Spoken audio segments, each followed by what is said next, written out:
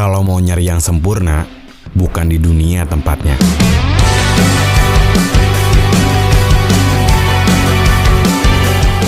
Kalimat yang isinya padat, tapi juga penuh makna di dalamnya. Ada yang menebar bahagia di sosial media, tapi rapuh di dalam rumah. Ada yang mengumbar kesedihan, tapi bahagia menjalankan. Kita cuma terkontaminasi dari kata orang, padahal hubungan kita itu nggak diatur sama orang.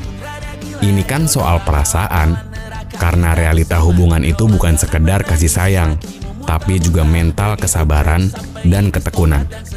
Tugasnya sekarang menerima semua warna perjalanan, karena pelangi tidak akan indah kalau cuman satu warna. Tapi sebelumnya, sejuta sayang untukmu cinta, karena aku pun bola panas juga, kadang lebih atau sama parah.